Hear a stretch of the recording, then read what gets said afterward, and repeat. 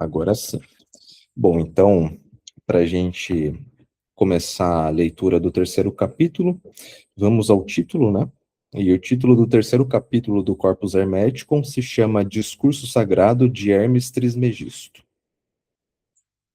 Ele é um capítulo um pouco mais breve, mais curto, daí por isso nós vamos fazer a leitura, né, estudo do capítulo 3 e 4 hoje. Então, vamos iniciando. Eu vou fazendo, como de costume, uma leitura mais corrida, depois a gente vai pegando alguns pontos ali principais, tá? Bom, então aqui ele diz: Deus é a glória de todas as coisas, e o universo é divino, a natureza é divina. Deus, a inteligência, a natureza e a matéria. Deixa eu só aceitar aqui. Pronto. Acho que foi.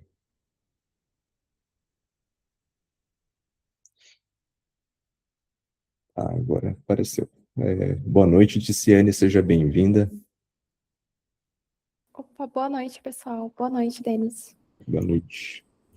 Bom, então ele fala aqui que Deus é a glória de todas as coisas, o universo é divino, a natureza é divina, que Deus é a inteligência, né, no sentido de ser essa inteligência superior. Ele é a natureza no sentido das coisas que existem, né, e a matéria. Só que a matéria aqui é também um daqueles termos que foge do conceito convencional. Aqui não é a matéria no sentido de um estado sólido, mas sim essa matéria que ele se refere, em grego se chama hilé. Essa matéria, ela é como se fosse uma substância, uma corporalidade. Então, ela não representa necessariamente uma matéria física, mas ela é como se fosse uma substância que habita tudo que existe, desde as criações mais sutis às mais densas. Essa matéria que a gente está se falando, ela seria algo semelhante ao que a gente utiliza como termo energia. Então, sabe quando a gente fala, ó, tô sentindo uma energia aqui nesse lugar, sentindo a energia dessa pessoa, eu tô sentindo uma energia diferente hoje. Quando a gente fala, quando a gente utiliza esse termo energia, muito provavelmente, não sei se ocorreu com vocês, se vocês já se questionaram sobre isso. Muito se fala sobre energia, eu acredito em energia, estou sentindo energia, mas eu acho que poucos se perguntam o que é essa energia, né? Esse campo, essa, essa coisa que tem uma percepção extrasensorial. Então, o que que é essa energia? E acredito que caso alguém já tenha se feito essa pergunta, muito provavelmente não conseguiu chegar a uma resposta. Por quê? Porque, na verdade, esse termo energia que a gente utiliza, ele é um termo abstrato para se referir a algo que a gente não compreende racionalmente.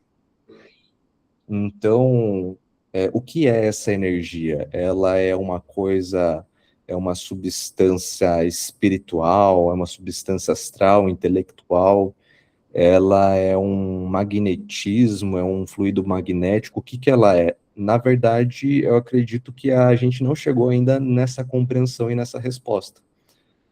Porque essa energia do qual a gente tanto se trata, né, do qual a gente fala no dia a dia, ele é como, por exemplo, o que era a gravidade antes de Newton.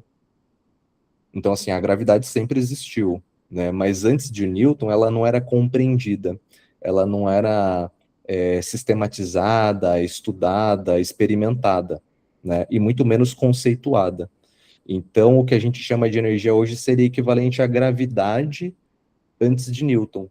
Então, a gente não tem uma compreensão sistemática ainda, não tem um conceito, uma experimentação prática do que de fato é essa energia. Mas a gente usa esse termo como um termo abstrato para a gente se referir a essa coisa que compõe tudo que existe. Então, quando a gente fala que o universo é feito de energia, tudo é feito de energia, é essa coisa que a gente não sabe o que é, mas a gente chama assim. para chegar no determinado ponto, de que essa matéria do qual ele está se referindo aqui, com M maiúsculo, é justamente essa energia que a gente fala no nosso dia a dia, tá? E daí ele fala, a matéria são a origem de todos os entes. Deus é a sabedoria que tende para a manifestação de todas as coisas. O ser divino é o princípio, a natureza, a energia, a necessidade, a finalização e a renovação. Havia trevas sem fim sobre o abismo. Havia água e havia um espírito sutil e inteligente. Esses elementos estavam contidos no caos pela potência divina. Então jorrou uma luz santa e, ao se desprenderem da substância úmida, os elementos se condensaram e todos os deuses desdobraram os entes da natureza germinal. Então, novamente, aqui ele está recapitulando, né? De que antes tudo era trevas, no sentido de que não havia luz, né, não existia luz. Depois dessas trevas, dessa escuridão, veio-se a luz, e a partir disso daí veio também a criação desses outros seres, né, dessas outras entidades, e daí ele fala também sobre a substância úmida, que eu fiz um paralelo com o fluido magnético, né, o fluido magnético que é estudado, por exemplo, no mesmerismo, né? Então essa substância é como se fosse esse fluido que existe e do qual as coisas são compostas também. É como se fosse aquele movimento oceânico, né? Aquele movimento de ondas assim que existem nas coisas, né? Nas coisas que existem. E daí ele fala sobre essa condensação, né, da manifestação nos planos mais materiais, mais densos dessas coisas, também da criação dos deuses, né, que se desdobraram ali, dessa inteligência superior, do demiurgo, enfim. E estando todas as coisas ainda indefinidas e na desordem, os elementos leves se separaram dos outros e se elevaram, e os elementos mais pesados se depositaram embaixo, sobre o fundamento da areia úmida. Então todas as coisas foram separadas em suas partes pela ação do fogo e mantidas suspensas para serem veiculadas pelo Espírito. E o céu apareceu em 7 círculos, que faz referência aos 7 governadores e o seu movimento, né, de revolução ou de translação, que é dos planetas. E os deuses se manifestaram sob a forma de estrelas com todos os seus signos. E daí ele fala também da relação dos deuses se manifestarem através dos astros, não somente como planetas, mas também como constelações, né, que tem a relação aqui dos signos com os signos do zodíaco, né, que a gente conhece.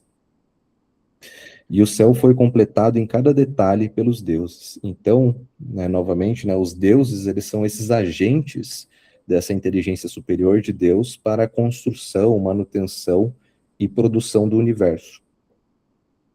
E o círculo externo girou no ar, sustentando em seu curso circular pelo Espírito Divino. E aqui ele fala também, né, sobre a separação por frequências das coisas que existem, das coisas mais sutis às coisas mais densas, materiais. E cada princípio divino realizou conforme sua potência a obra que lhe estava prescrita. Então nasceram os animais de 4 patas, os répteis, e os animais aquáticos, e os animais com asas, e todas as sementes germinais, e as ervas, as plantas, e todas as flores que têm em si uma semente de reprodução. E eles manifestaram também as gerações humanas para conhecerem as obras de Deus, e serem testemunhas ativas da natureza, multiplicarem-se, reinarem sobre tudo, e o que há sob o céu, e reconhecessem o que é bom, a fim de que crescessem em grandeza e se multiplicassem em multidão, por meio do seu círculo maravilhoso de ação. Os deuses celestes enviaram cada alma para a carne, e a fim de que os seres humanos pudessem contemplar o céu, os caminhos dos deuses celestes, as obras de Deus e a atividade da natureza, de modo que pudessem distinguir o que é bom, conhecessem o poder de Deus, aprendessem a discernir entre o bem e o mal, e descobrissem todo tipo de arte para a fabricação de coisas boas. Então, os seres humanos começaram a viver e a entender o destino assinalado para eles pelo curso dos deuses dos círculos, e o nome de muitos foi cancelado pelo tempo, após terem deixado sobre a terra grandes monumentos de suas artes. E cada geração de carne dotada de alma, e também as sementes dos frutos, e todas as obras de arte serão renovadas pela necessidade e pela renovação dos deuses, e pelo curso do círculo da natureza regulado pelo número. Afinal, todas as combinações do cosmo, renovadas pela natureza, vêm de Deus, pois a natureza está estabelecida em Deus. Então, novamente, ele fala da criação dos animais, dos reinos, e também ele fala sobre aquela criação do homem, né, do homem enquanto sombra. E essa sombra seria a sombra no sentido da alegoria da caverna de Platão, por exemplo. Para quem não se recorda, ou caso alguém não conheça, a alegoria da caverna de Platão, fazendo um breve resumo, né? É aquela alegoria que diz que tem um grupo de pessoas que nasce e se desenvolvem, né, como seres humanos dentro de uma caverna, ou seja, eles nunca viram ali o mundo externo. Eles nasceram e foram criados nessa caverna, e a única coisa que eles conseguem ver através da projeção de uma fogueira, que arde incessantemente, são sombras do que acontece no mundo externo, que é a realidade, de fato, né? Que é a realidade maior, né? Então, a referência que eles têm ali das pessoas, dos animais, dos objetos que passam ali por fora da caverna, né, na realidade externa, são somente sombras que eles conseguem ver, o que é um aspecto, né, uma representação muito limitada daquilo que as coisas realmente são.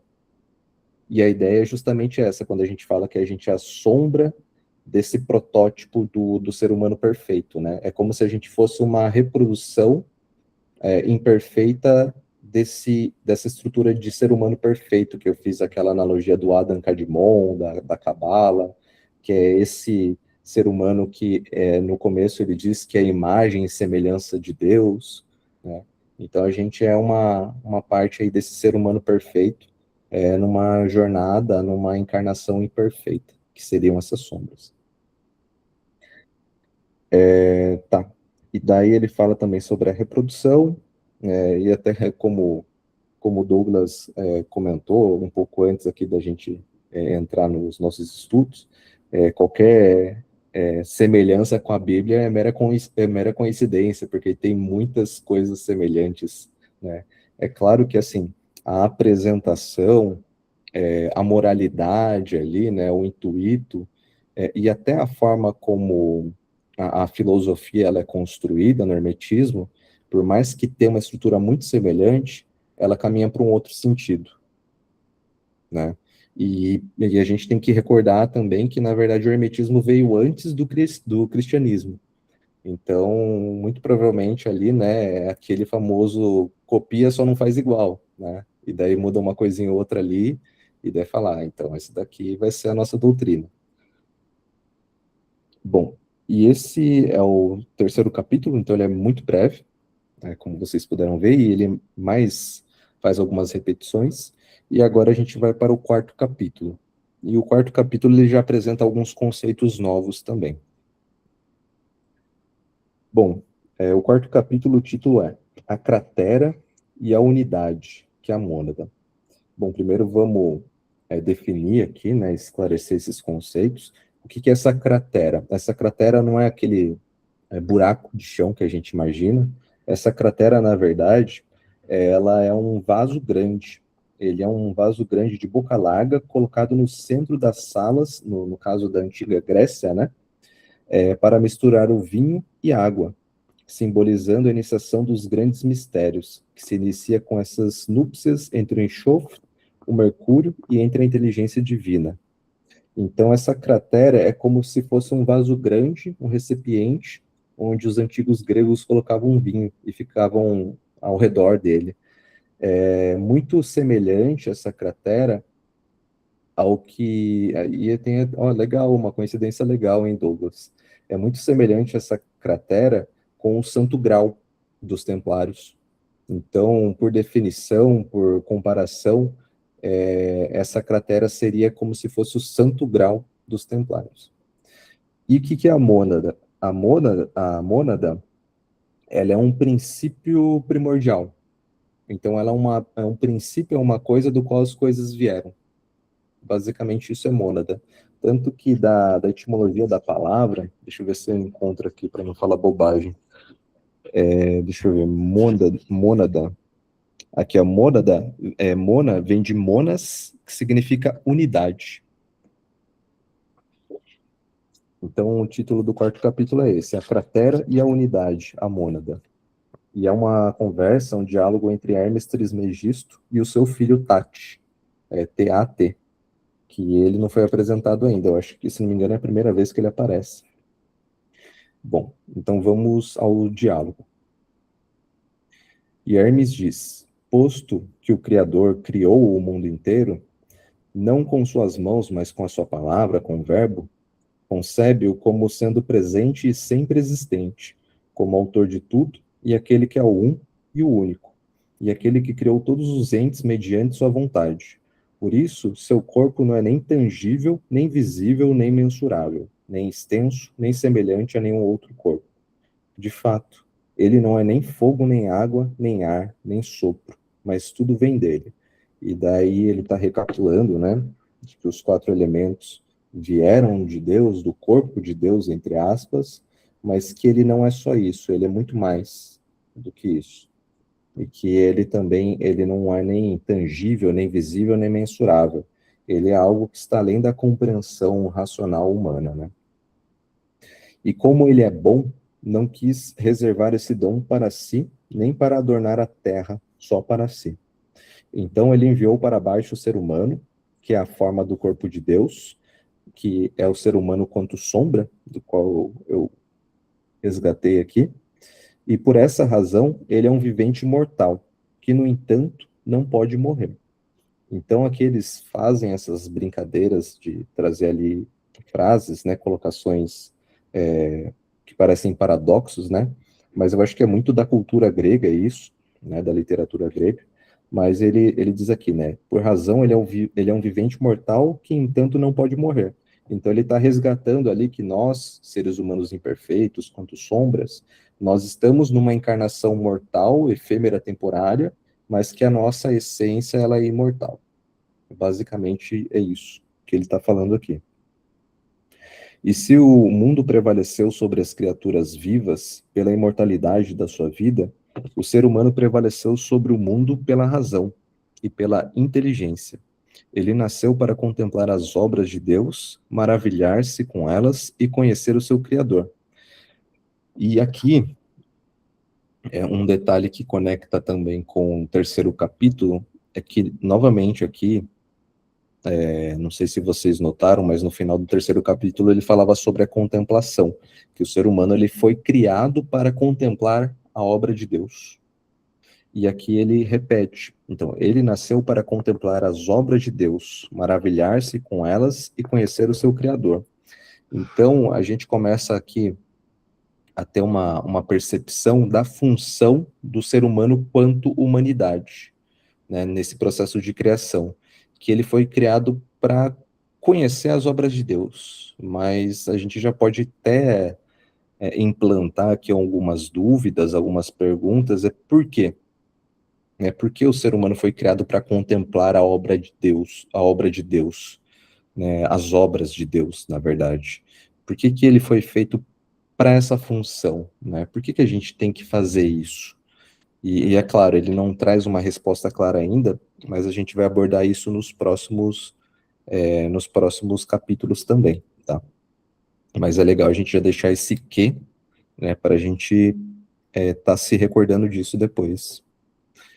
Por isso, Tati, Deus distribuiu a razão para todos os seres humanos, mas não a inteligência. Não por ele ter invejado alguns, pois a inveja não vem lá do alto, mas nasce nas almas dos seres humanos que não possuem inteligência. E essa inteligência, novamente, ela é uma inteligência do tipo, uma gnose uma gnose a ser alcançada, você se recordar da sua essência imortal. Então, a inteligência não é no sentido cognitivo, é a inteligência no sentido de se recordar da sua essência, da sua natureza, né, essencial. Então Tati pergunta, por que então, pai, Deus não distribuiu a inteligência para todos? Ou seja, por que todo mundo já não nasceu sabendo que é imortal? Por que todo mundo já não nasceu sabendo que é um ser divino, né, que possui um fragmento, uma fagulha, uma centelha divina? Daí Tati, né, o filho de Hermes, pergunta. E Hermes responde, porque ele quis, meu filho, que ela fosse para as almas como um prêmio a ser conquistado. Então a gente já incrementa mais uma peça. Deus criou o ser humano para contemplar a criação, as suas obras, e ele também colocou a gente numa condição em que a gente se recordar da nossa imortalidade, da nossa essência divina, é uma conquista a ser obtida. Então é como se a gente estivesse aqui num jogo, num desafio. Então a gente coloca numa missão ali, e daí eu crio todo esse cenário, essa realidade, para você alcançar a conquista, que nesse caso seria resgatar a sua inteligência, né? A inteligência nesse sentido da imortalidade, do conhecimento da imortalidade. O que é a busca do Santo Grau também, né? E Tati pergunta, e onde ele a colocou? A inteligência, no caso, né? E Hermes diz, ele preencheu com a inteligência uma grande cratera. E que é a cratera, que é a referência daquele receptáculo, né? Daquele vaso que os gregos eles se sentavam ao redor, que eles colocavam vinho. Então, a busca pelo Santo Grau também é aquela história, né, da busca pela imortalidade. Então, para você alcançar a imortalidade, você tem que buscar o Santo Grau, né? E aí você vai buscando, vai buscando, vai buscando, e como paralelo é o que Hermes está dizendo aqui também. Então, esse Santo Graal, que é essa cratera que ele diz, é uma coisa que a gente tem que conquistar, nessa existência efêmera, mortal, humana. E a fez ser levada por um mensageiro, ordenando-lhe que proclamasse as seguintes palavras aos corações dos seres humanos: Batizai-vos, se puderdes, nessa cratera, vós que credes que retornareis àquele que enviou, vós que sabeis por que nascestes. E todos aqueles que responderem a esse apelo e foram batizados nesse batismo da inteligência, estes possuíram a gnose e tornaram-se homens perfeitos, pois receberam a inteligência. Aqueles que não compreenderam são os logikoi, pois possuem a razão, mas não receberam como complemento a inteligência e ignoraram por que e de quem nasceram. Então, aqui ele fala, né, dos seres humanos que não alcançaram essa inteligência, esse conhecimento da sua imortalidade.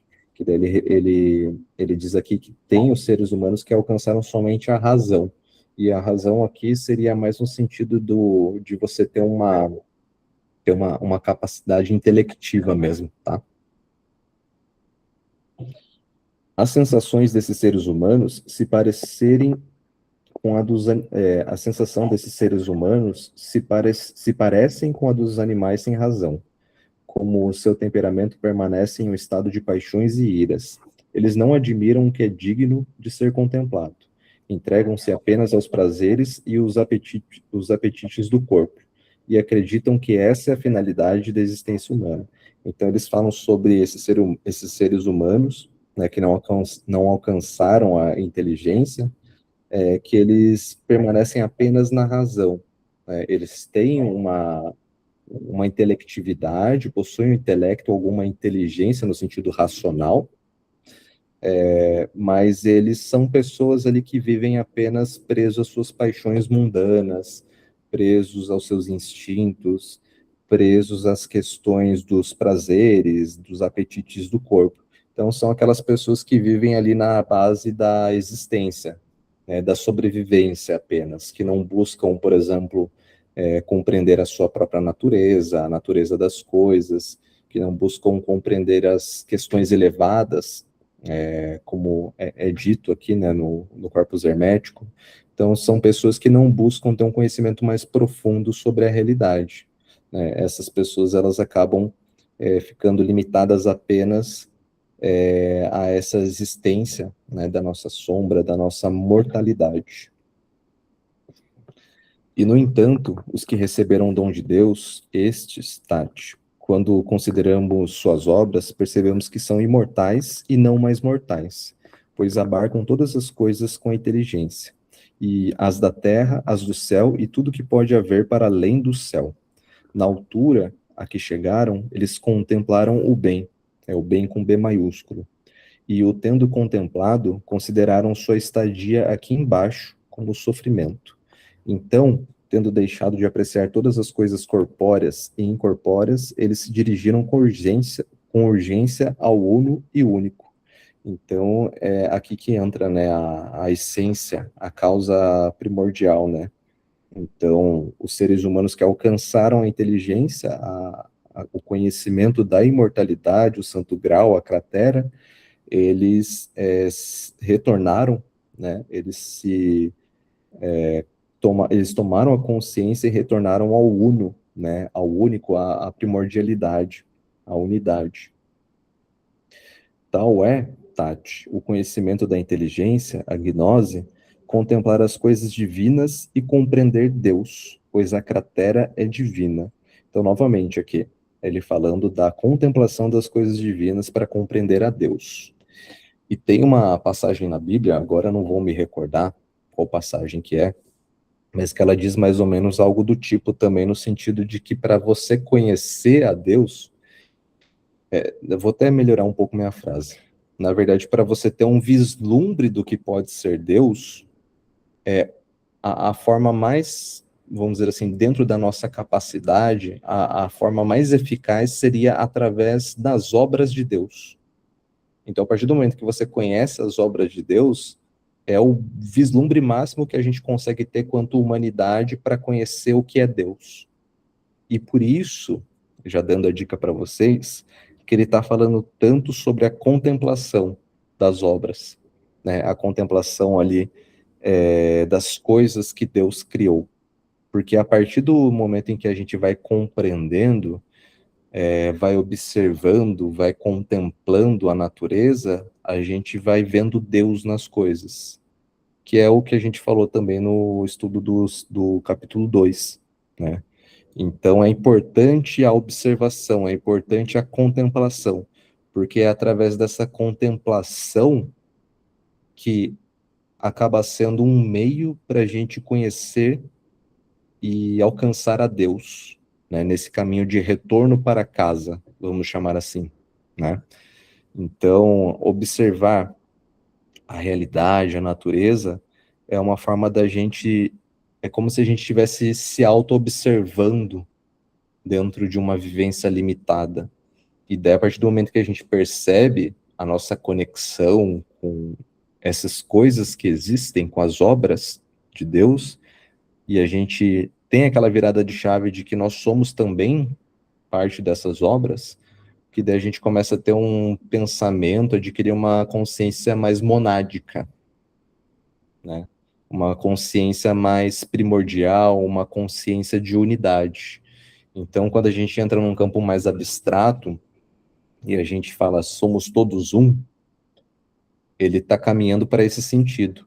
Então, a mônada seria a gente resgatar a consciência de que nós somos uma coisa só, né? De que não há uma distinção, que nós somos aqui manifestações temporárias, mortais, dentro de uma individualidade, com capacidades, mas que nós pertencemos a um organismo só, a uma unidade, né? Então, ele está trazendo isso para a gente. E Tati diz: eu também quero ser imerso na cratera, pai. E Hermes diz: se primeiro não começares a se desapegar do teu corpo, meu filho, não poderás amar a ti mesmo. Mas, se amares a ti mesmo, possuirás a inteligência. Então obterás a ciência, ou a gnose. E Tati pergunta: o que queres dizer com isso, pai? E Hermes diz: Filho, não podes apegar-te ao mesmo tempo a essas duas coisas, as coisas mortais e as coisas divinas. E eu explico. Como há duas espécies de entes, os corpóreos e os incorpóreos, e essas duas categorias se distinguem entre o que é mortal e o que é divino. É preciso escolher um ou outro, pois não podes apegar-te aos dois ao mesmo tempo. E quando fazemos uma escolha, o abandono de um manifesta a potência ativa do outro. Ao escolhermos o melhor, obtemos não somente uma recompensa magnífica, a apoteose ou divinização do ser humano, como também mostramos. Além disso, nossa piedade para com Deus, ao contrário, a escolha do pior leva o ser humano à perdição. E ainda que não seja uma ofensa a Deus, é no seguinte sentido: esses caminhantes, que são incapazes de produzir por si mesmos algo de bom, não deixam de atrapalhar o caminho dos outros e apenas passam pelo mundo, arrastados pelos prazeres do corpo. Posto que assim, Tati, o bem que vem de Deus sempre está e sempre estará à nossa disposição, mas o que cabe a nós deve corresponder a esse bem e deve dirigir-se a ele o quanto antes. Afinal, o mal não vem de Deus, ele vem de nós mesmos, o que preferimos ao bem. Percebes, filho, quantos corpos temos de atravessar, quantas hierarquias de daimons e de cinturões de estrelas para chegar até o Deus uno e único?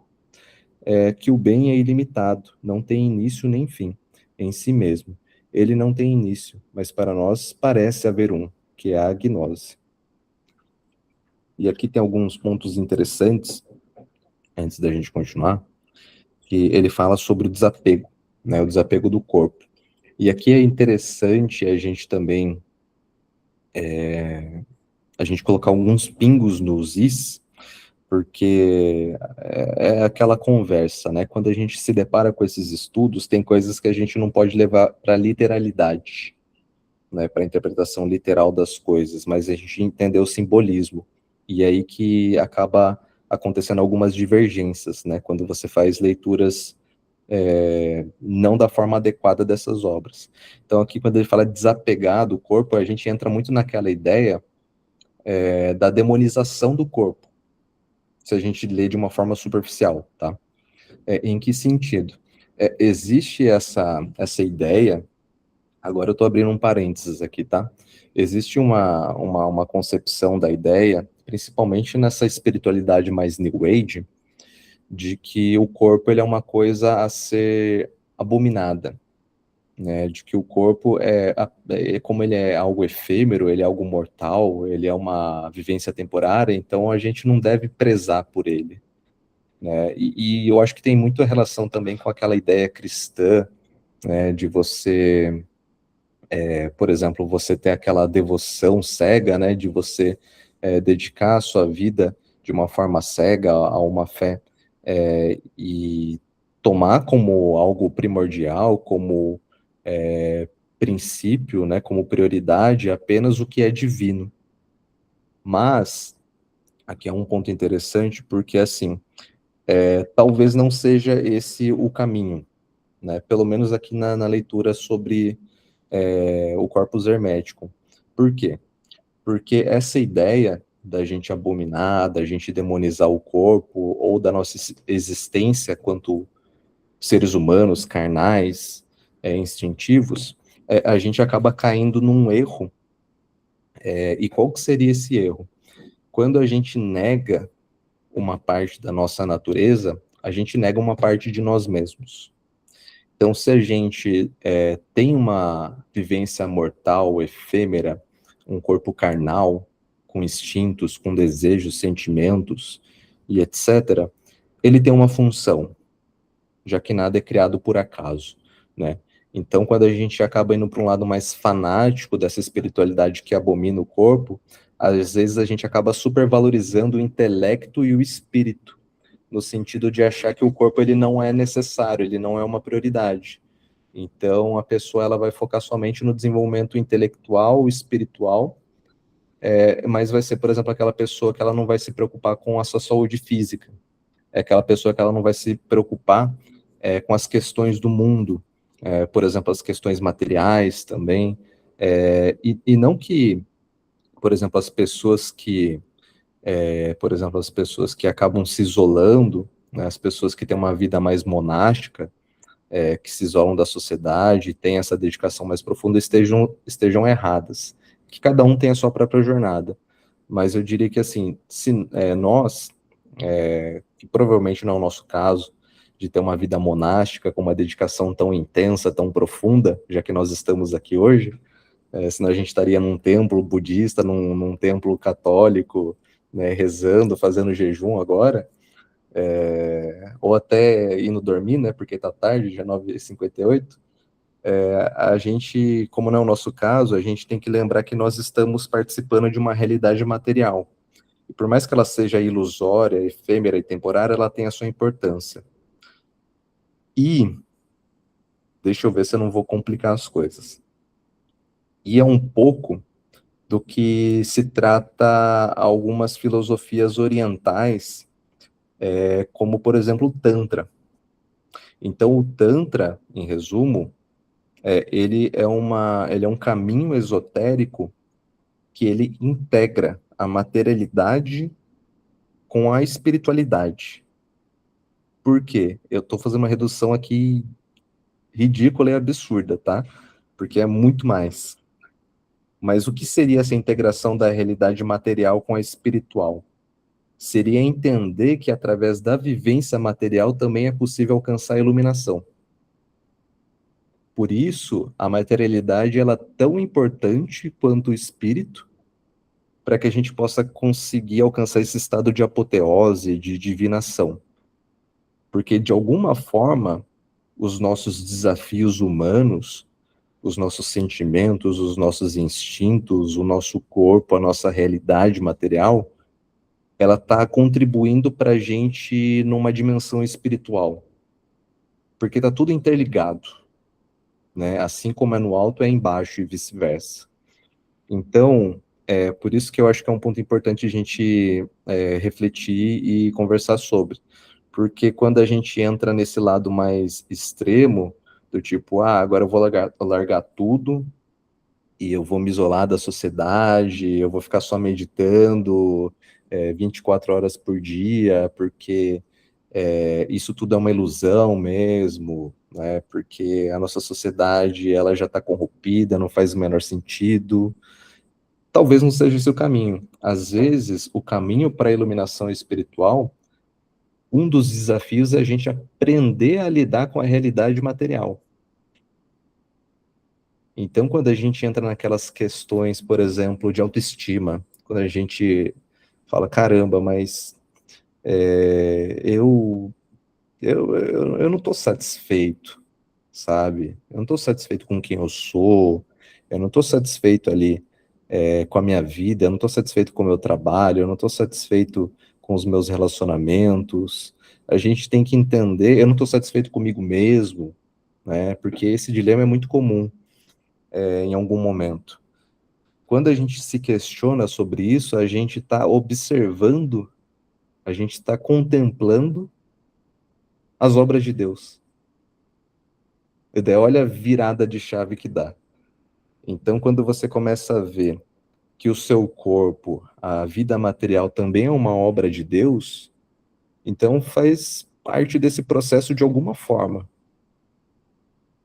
E talvez os dilemas humanos que a gente tenha é justamente para causar esse processo de incômodo, de angústia, para gerar uma reflexão, para a gente buscar alguma coisa superior.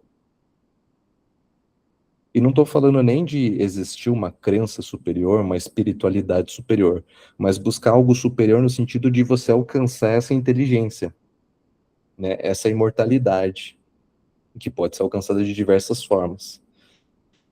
Então, por isso que é importante a gente se perceber como um ser íntegro, como um ser de diversas dimensões, física, mental, emocional, espiritual.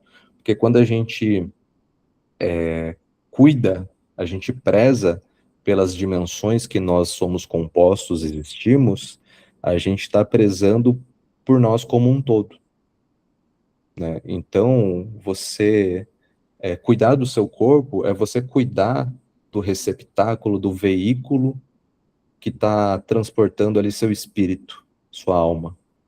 Você cuidar da sua mente, das suas emoções, você está cuidando ali daquele computador que processa e que tem um desempenho ali para que seu espírito possa agir, né? Então, quando a gente equilibra, né, esses corpos, essas dimensões, a gente está criando um veículo, um recipiente para o nosso espírito, de uma forma que ele possa se manifestar da melhor forma possível, né, da forma que ele possa se expressar ali, que ele possa ter o máximo de proveito de uma vivência humana mortal. Porque cada vivência humana que a gente tem aqui, e daí não quero nem entrar no mérito da reencarnação, para quem acredita ou não acredita, mas considerando que a gente tem uma vivência temporária aqui, independente disso, se é uma vivência temporária, e é a única que a gente tem certeza que existe, então a gente tem que abraçar ela, tem que, sabe, pular em cima dela, tem que viver ela ao máximo. A gente tem que aproveitar como se fosse a última, né? A gente tem que aproveitar essa vida como ela se fosse a nossa única existência. Entrar naquele processo de êxtase, né? Naquele processo de conexão profunda, de não deixar a vida passar pelos vãos, né? Das nossas mãos, de não deixar ela escorrer, né? Então, a gente desapegar do nosso corpo, no sentido hermético aqui, seria no sentido de que, ok, eu sou um ser humano mortal, então eu não posso esquecer que aqui não é o meu lar definitivo, né? A gente tem que ter essa consciência. Eu não sou daqui, mas eu estou aqui. Mas sabendo que eu estou aqui, há um motivo.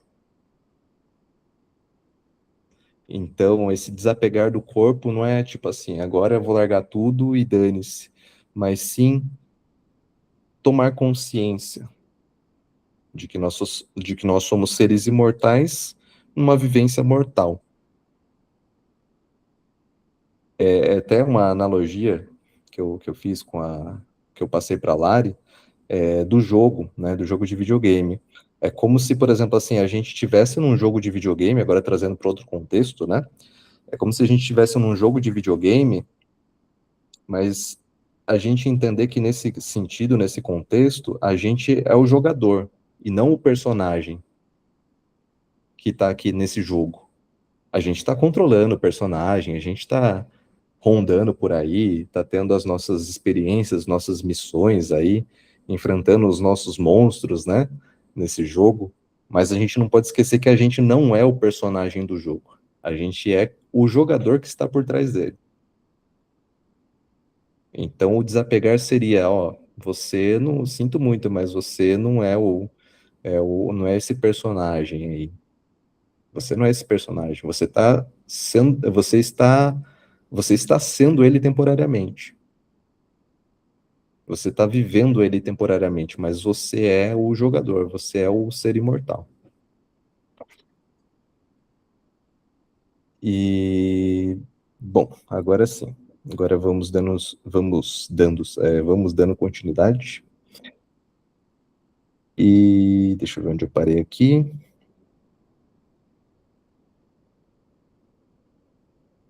Ah, tá, daí aqui ele fala. Afinal, o mal não vem de Deus, ele vem de nós mesmos, o que preferimos o bem. E daí aqui esse mal, assim como a gente pode deduzir, ao contrário do bem com B maiúsculo, ele é o mal com M maiúsculo, e que ele seria o caos, né? Então, o bem como ordem, o mal ele seria na verdade o caos. Então, como nós não conseguimos alcançar o bem em sua plenitude, nós vivemos ali muito mais próximo da natureza do mal, do caos, da existência caótica, né? Tanto que, assim, se a gente for fazer uma análise sincera, é muito difícil, na maior parte do tempo, se a gente for tirar uma média, é muito difícil a gente estar mais organizado, bem e equilibrado, do que ao contrário, no nosso dia a dia, né? É muito mais fácil a gente estar preocupado com alguma coisa triste, enfim, com alguma angústia, desorganizado, sem saber o que fazer, sem saber como lidar. Isso é muito mais comum para nós quanto seres humanos do que ao contrário, né? Então, como nós estamos mais próximos dessa natureza do mal, quanto desordem, quanto caos, nós também estamos à mercê dessas influências com maior potência, vamos dizer assim.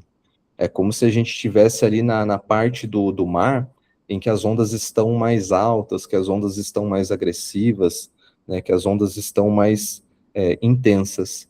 E esse bem é como se a gente estivesse caminhando em rumo ao oceano, onde a gente vai chegar naquele ponto distante e onde é a calmaria, né, onde as águas estão calmas, plenas. Percebes, filho, quantos corpos temos de atravessar, quantas hierarquias de daimons e de cinturões de estrelas para chegar até o Deus uno e único. É que o bem é ilimitado, não tem início nem fim em si mesmo. E ele não tem início, mas para nós parece haver um, que é a gnose. E daqui ele fala também sobre a questão de atravessar os corpos, né, as vivências, para que a gente possa alcançar esse bem e retornar à fonte, né? E aqui a gente pode ter várias interpretações. A gente pode trazer até interpretações mais reencarnacionistas ou não. Dá para a gente fazer várias leituras. Mas não vamos se aprofundar e discorrer muito por esse viés para a gente não fugir do assunto principal. E ele diz aqui: a gnose não é o início do bem, mas é por meio dela que ela começa para nós. Portanto, devemos tomá-la como guia para avançarmos rapidamente através de todos os obstáculos. É difícil deixar as coisas presentes e costumeiras para fazer o caminho de volta às coisas antigas e primevas. As aparências nos encantam e recusamos acreditar no invisível. Ora, as coisas más são mais aparentes aos olhos.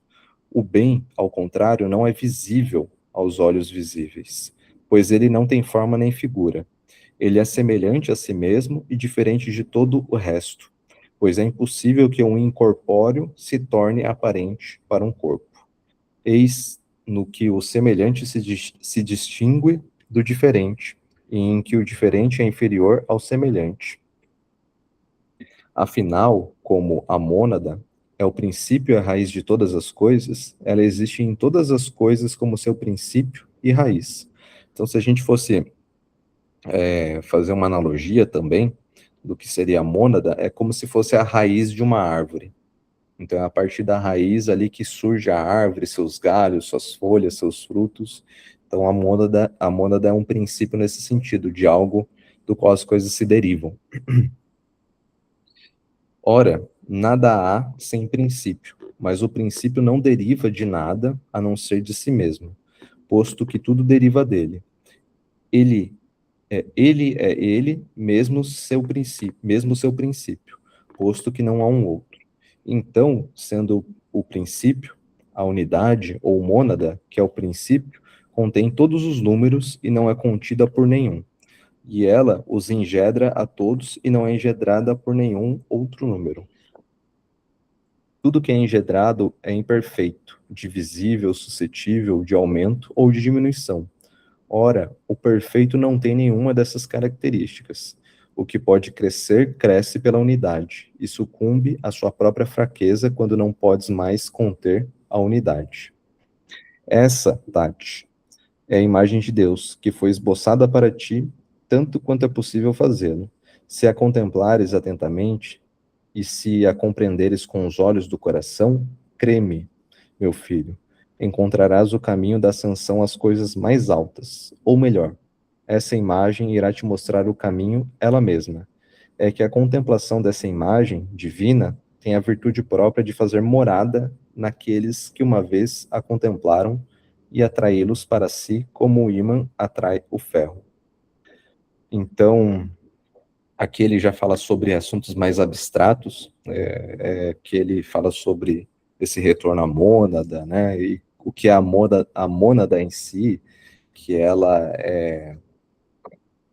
que ela como princípio, ela é contida por todos os números, mas não é contida por nenhum. Então ele entra naquele campo mais abstrato de algo que assim vai além da nossa compreensão racional, tá?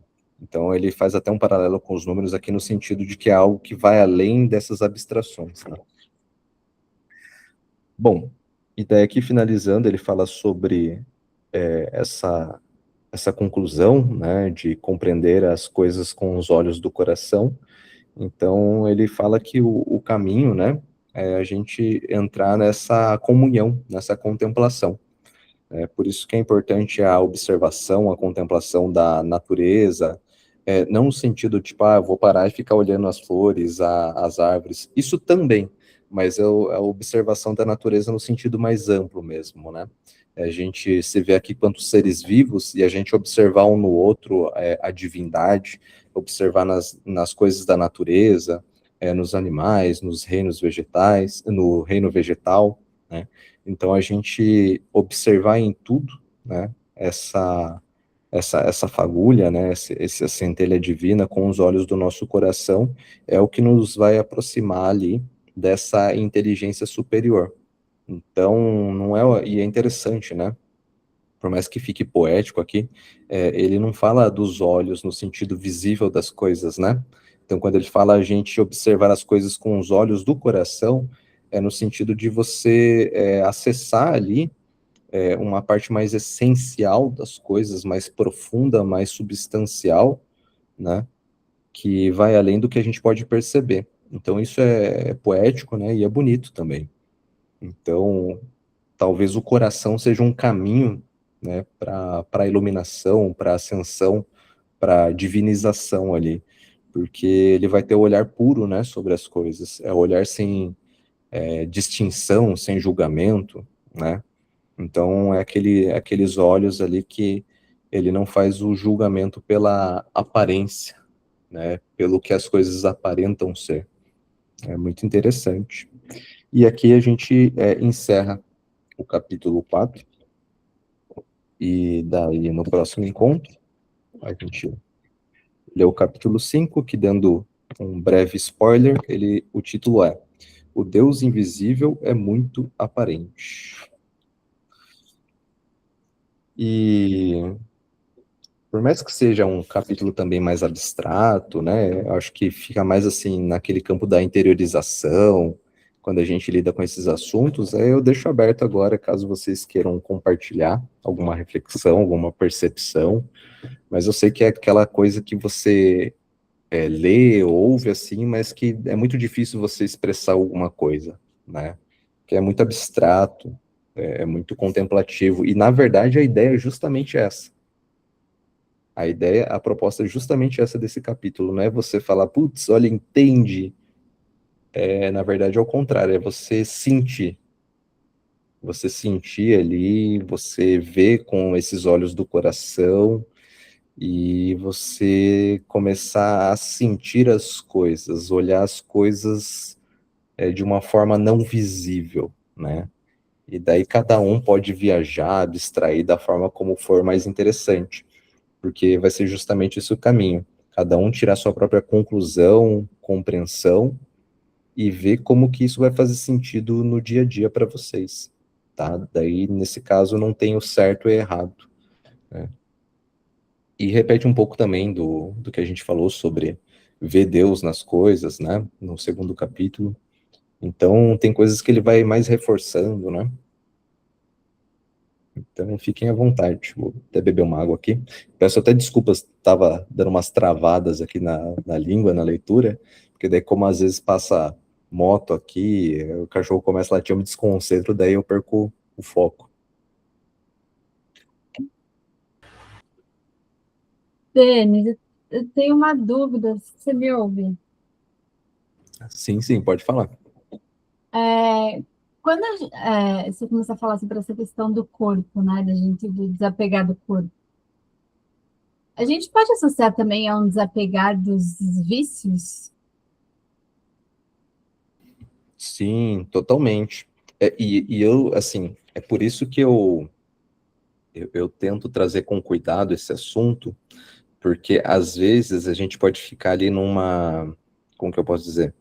Numa linha muito tênue do que é o desapegar. Porque o desapegar muitas vezes é compreendido como abominar ou abandonar, Aham. né? Mas na verdade o desapegar seria você compreender, aceitar que existe para você lidar com aquilo.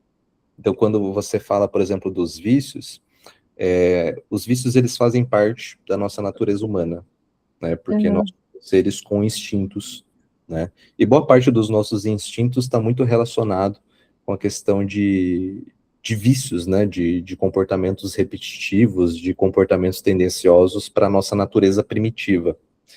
Então, quando a gente fala desapegar dos vícios, seria sim desapegar deles no sentido de que eles não nos dominem, mas a gente reconhecer que eles existem, que eles fazem parte de nós.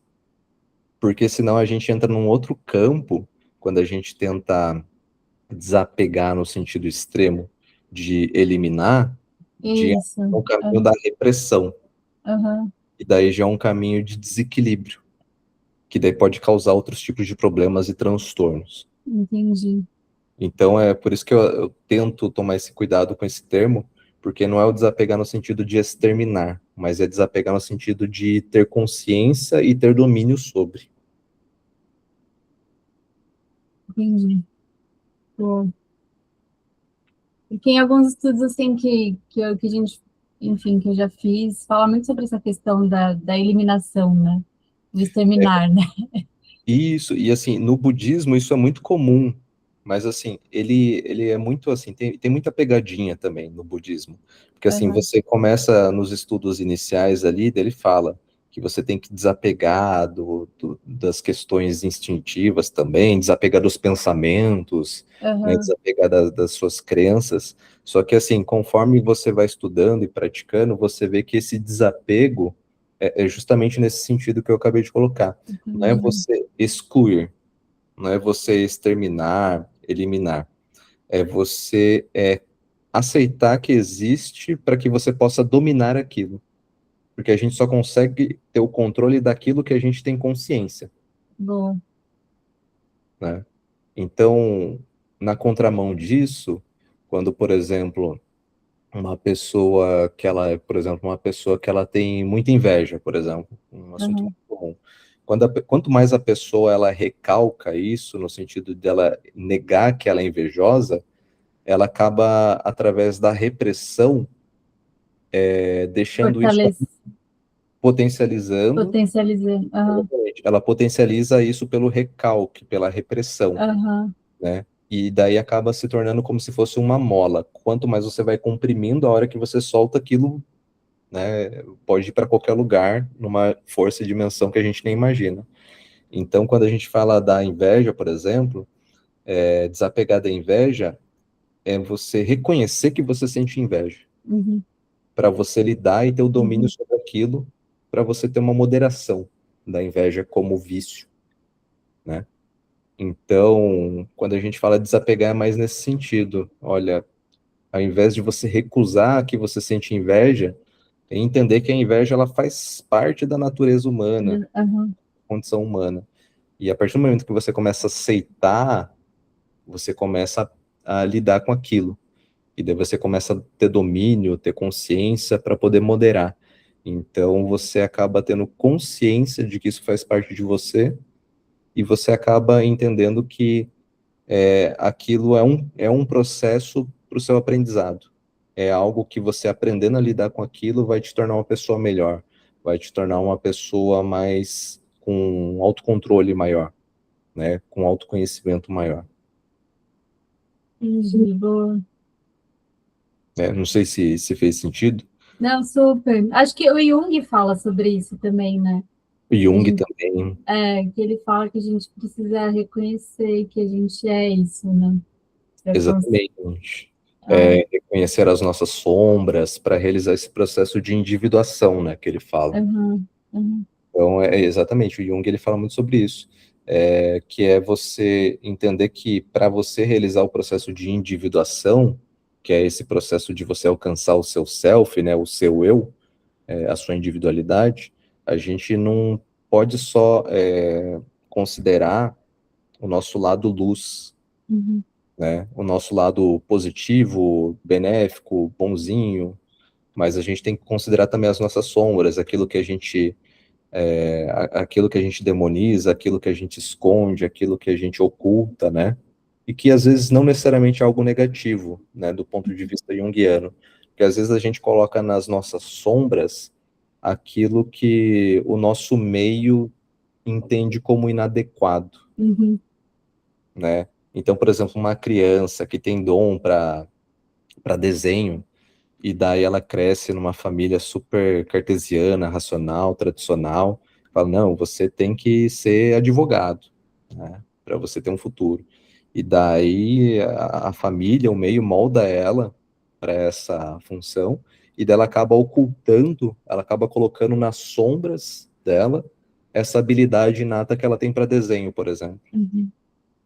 Mas não necessariamente é alguma coisa ruim, é alguma coisa negativa. Então é muito interessante esse assunto das sombras do Jung. E daí tem aquelas coisas também que são consideradas como imorais, né, negativas, como a própria inveja. Então a gente acaba colocando nas nossas sombras ali, putz, olha, senti inveja da conquista do outro, mas não quero aceitar que eu sou invejoso. Só que daí você está lutando contra você mesmo, você não está aceitando, você não está lidando, né? Então é um processo bastante interessante também, e é um processo que a gente vai lidar a vida toda. O assunto só vai estar mudando e a gente vai estar nessa dança, né, de luz e sombra aí o tempo todo, que é o que representa o Yin Yang, né? Que é aquele que na verdade o nome dele é Tai Chi, né? Que é o preto e branco lá, a bolinha lá com, né, a bolinha branca naquela gotinha, bolinha preta na gotinha branca e a bolinha branca na gotinha preta, né? Sim, sim. Não, mas era isso, era só isso que eu fiquei nessa questão desse desapego do corpo em relação aos nossos vícios. Mas obrigada, querido. Imagina que eu agradeço pela contribuição.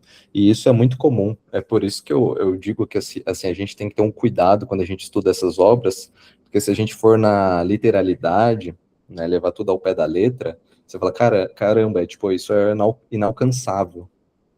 Né? Não tem como fazer isso. Humanamente, putz, como que eu vou fazer isso na nossa realidade, né?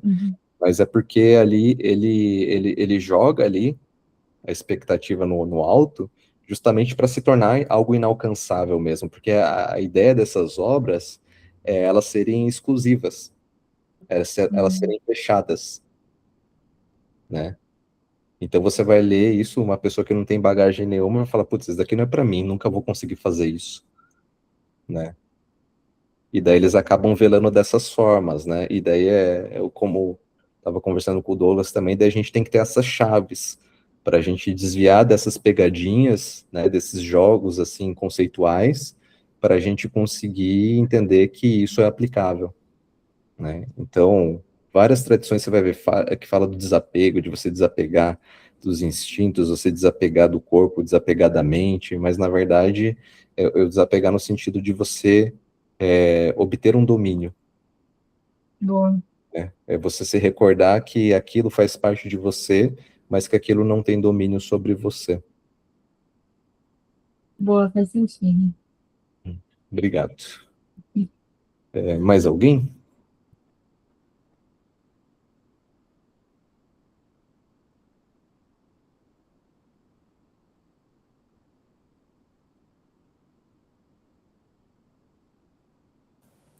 Eu vim falar um pouquinho. Eu Claro, por gostei favor. bastante da aula de hoje, assim, foi bem explicadinho, assim, muito bacana, gostei muito mesmo, assim, que eu já tive outras aulas, né, só que a sua tá sendo, assim, muito perfeita para meu ver, né, já eu consigo, não fico com dúvidas, assim, então, e hoje não, ontem eu assisti um vídeo do Monge ao Mago, que ele estava falando praticamente isso, né, que ele é gay, né? E ele foi negado pela família. Acho que você já conhece a historinha dele, né?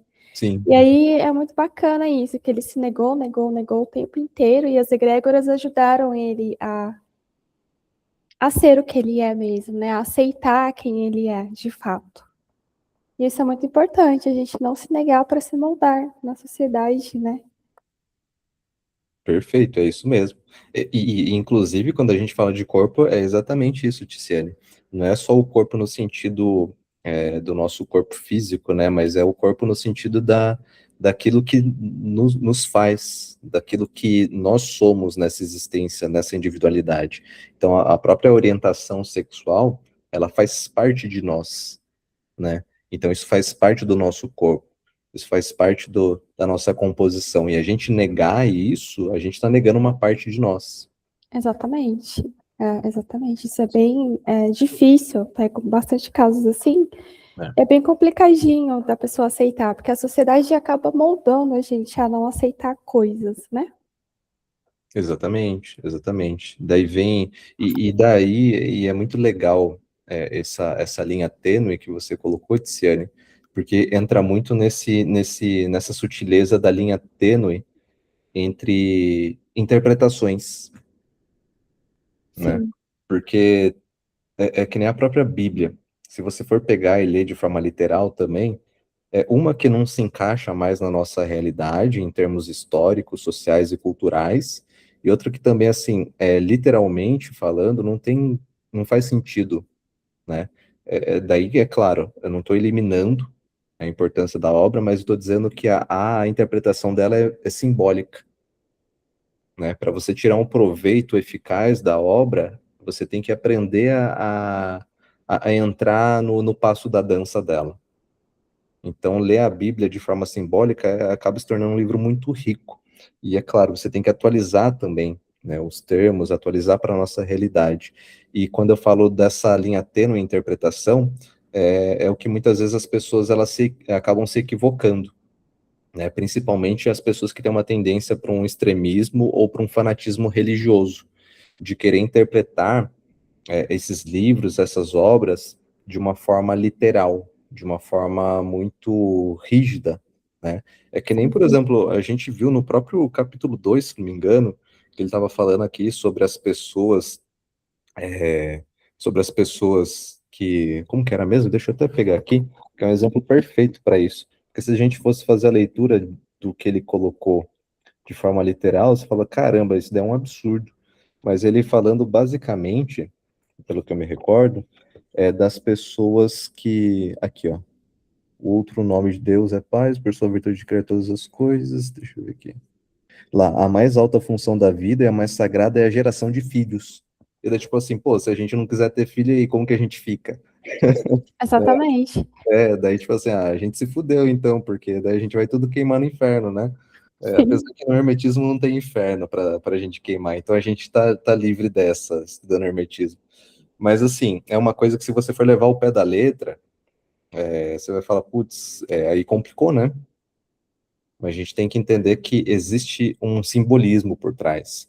E quando você interpreta as coisas de forma literal, isso pode gerar problemas, né? O que a gente vê na questão do fanatismo religioso e tudo mais, porque daí tem toda essa discriminação, esse preconceito também, que é gerado justamente por isso, por esse fundamentalismo e mal interpretação de texto.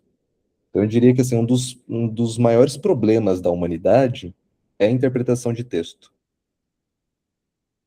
exatamente. Tá tendo bastante. A gente vê bastante Sim. isso que você trouxe na internet, né?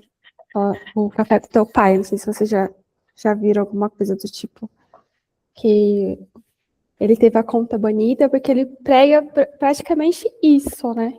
O machismo estruturado da religião cristã. Pensamentos bem ultrapassados, assim. E ele prega como uma verdade. É Então, isso, só agradecendo mesmo e muito obrigada, pessoal, pela oportunidade de estar participando aí eu que, dessa reunião. aí eu que agradeço, e agradeço a oportunidade de estar compartilhando essa reunião com vocês também. Mas é um assunto muito pertinente, muito importante mesmo, porque, assim, novamente, né, eu bato muito na tecla sobre isso, e eu vou continuar batendo porque é legal a gente se recordar.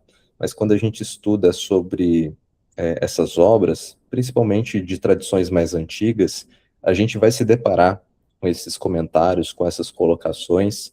Algumas têm um significado meramente simbólico, outras têm um significado literal mesmo, por conta da época que foi escrita, por quem foi escrita, né? Então a gente entendendo que, por exemplo, uma boa parte, eu acho que assim, acho que 99% dessas obras foram escritas por homens, né, dessas obras clássicas, assim, sobre tradições religiosas, cabala, hermetismo, 90%, 99% deve ter sido escrito por homem. A gente tem que entender que, além do contexto histórico, tinha um contexto também da realidade cultural dessas pessoas que escreveram, né?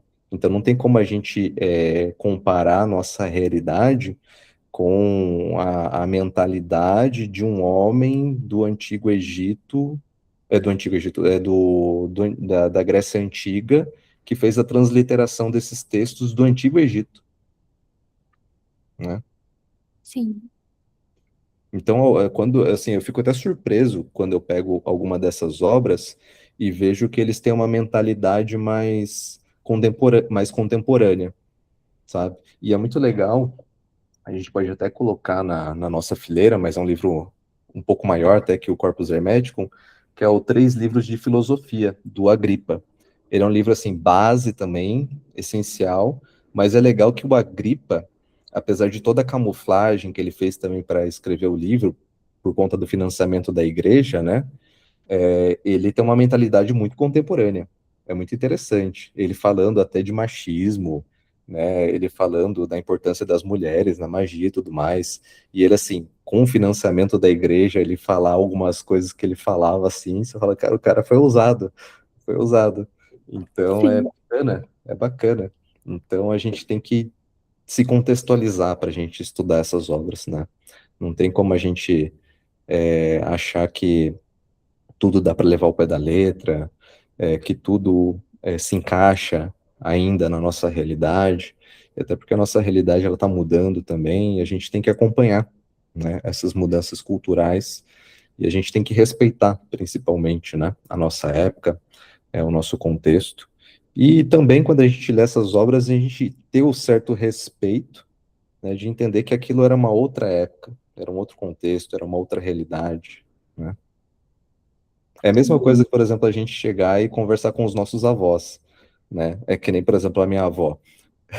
A minha avó é muito querida, eu amo ela de coração, mas tem umas conversas que às vezes eu tenho com ela que ela solta uns comentários assim que eu falo, nossa, eu conhecia um alemão que pensava do mesmo jeito. Meu Deus do céu, o que que você tá falando, velho? Daí dá para entender pela criação que ela teve, né? Pela história humilde dela, pelas necessidades que ela teve, tem um padrão de pensamento mais tradicional por conta da época, do contexto que ela viveu, né? Então, você Sim, pode ficar querendo reeducar a sua avó, né? Querendo enfiar na cabeça deles a nossa realidade de hoje, que pode até entender parcialmente, mas não vai ser da mesma forma como é pra gente, né? exatamente. Não vai. E legal, obrigado, Tiziane, pelo comentário e também pela reflexão. É o que agradeço. Mais alguém?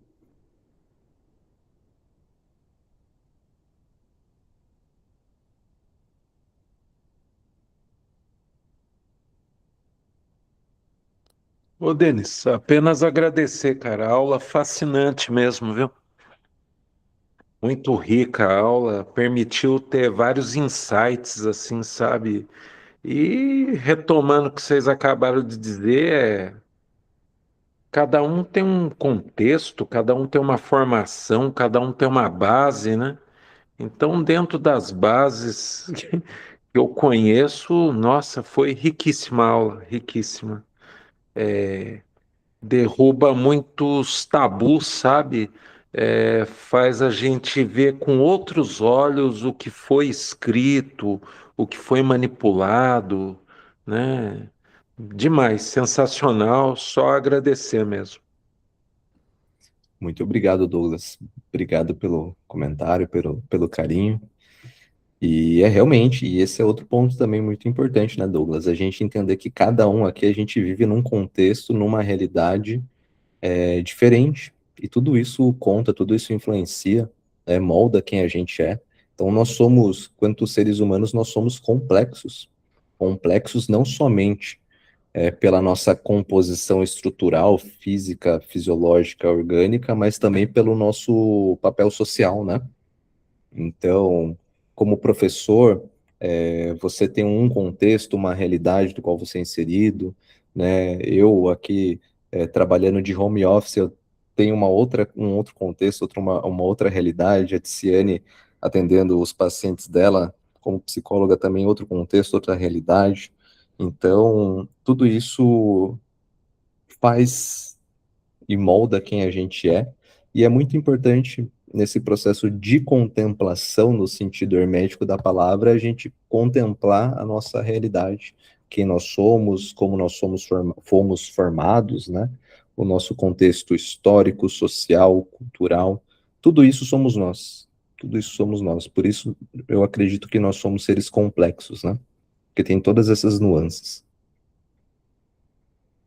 E o importante é a abertura, né?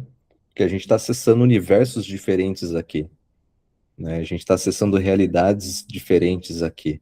Então, quando cada um está contando ali seu ponto, expressando ali de acordo com o seu repertório, sua vivência, tudo que te faz, a gente está entrelaçando universos ali.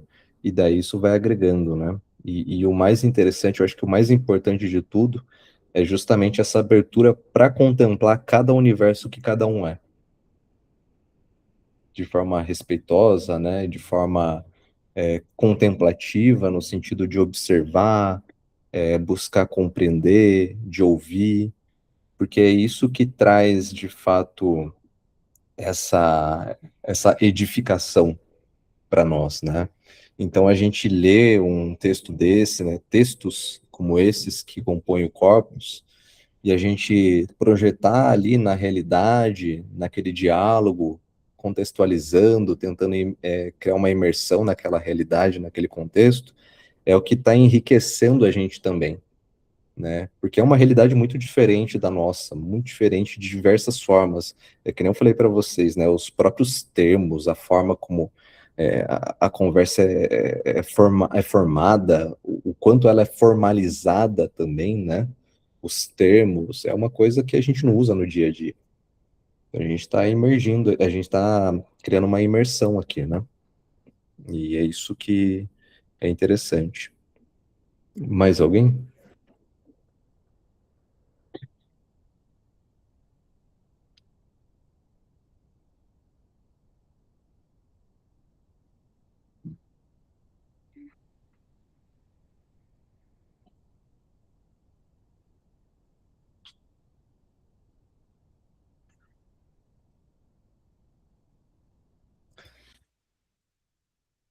Acho que o Juan, pode falar, Juan. Não, eu ia só falar que a aula foi muito boa e não, acho que não tem muito o que agregar mais não. Só agradecer mesmo. Obrigado, Juan. É isso aí, agora a gente entra naquilo, né? Naquele processo de contemplação, né? Que é o objetivo É, desse capítulo. Então é isso, gente. Fico feliz de compartilhar esse momento com vocês, esses estudos, né? Essa edificação aqui coletiva. Muito obrigado pela participação de vocês, contribuição de vocês. É muito bom poder ouvir vocês também. E então a gente continua o nosso estudo daqui 15 dias, a gente parte para os próximos capítulos. E boa contemplação para vocês, boa noite, boa quinzena para vocês, um bom descanso e até a próxima. Deixa eu parar a gravação aqui, se eu esqueço.